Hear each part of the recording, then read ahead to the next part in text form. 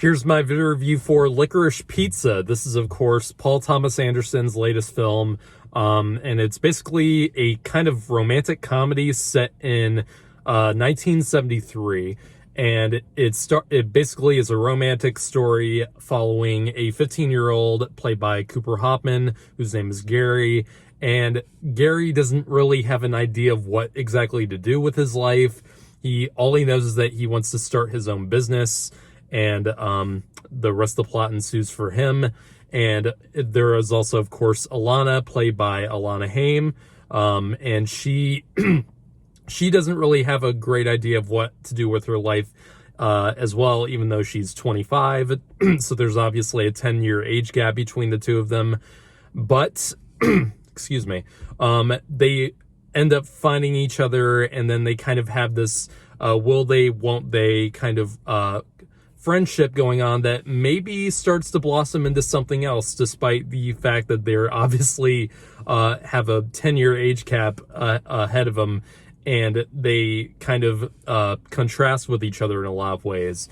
But it really is a incredibly sweet, incredibly honest, and just one of the easily my favorite film of this year. Easily, this is definitely, I was not expecting to love this film as much as I did, and this film is just fucking amazing in so many different ways. Paul Thomas Anderson just knocked it out of the park here once again. PTA is definitely one of the best American filmmakers alive right now. He's made some of my favorite movies of all time, from There Will Be Blood to Punch Drunk Love, and of course Boogie Nights. He's made other great films as well, but those are my three that I usually go to. Those three are probably my favorites. The last film he did was Phantom Thread, and a lot of people loved it. I was not into it as much as other people were. I thought it was a really well-made film, but I wasn't really too fond of the story, like some other people were, and that's totally fine. That's just my personal opinion. This brought him back on track in such a great way. This film looks like it was made in the 70s, like the film grain stuff, the cinematography, the soundtrack is phenomenal in this. Johnny Greenwood is such a unique film composer. His film compositions sound like no one else's, and I really gotta commend him for that. Not just his compositions, but also the song choices in this definitely reflect the 70s in a great way. And also, this film has the best probably my favorite cast in any movie this year. Like, goddamn, the acting in this film is just phenomenal across the board. And the two main leads in this are phenomenal. Cooper Hoffman is so great in this.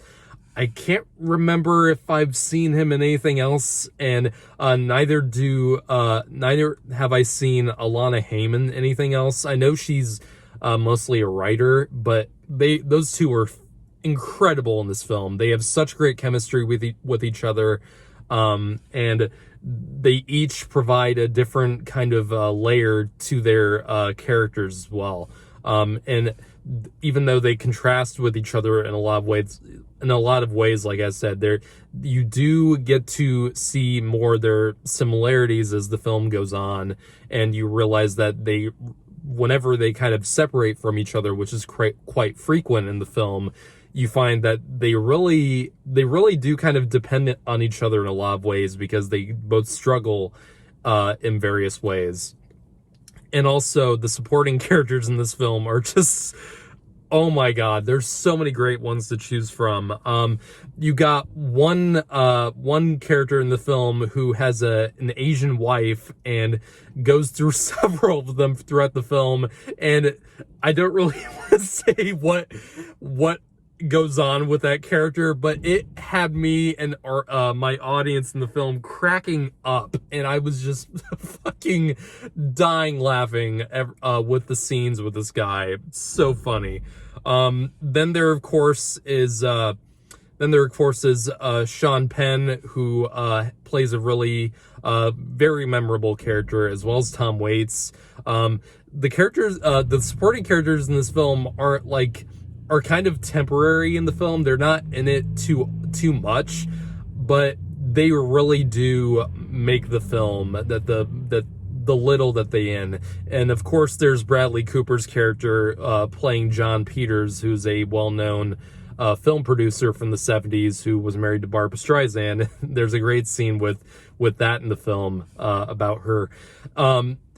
Bradley Cooper in this film is not in it enough, is not in it a lot, but he makes the most of the scenes he is in. He is just on fire.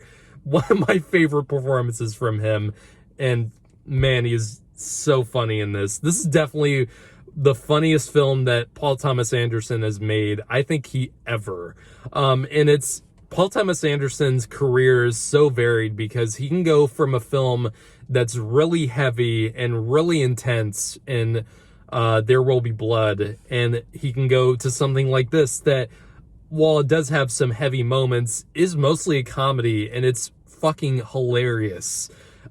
This is easily my favorite comedy of the film, I think. Comedy of the year, in my opinion.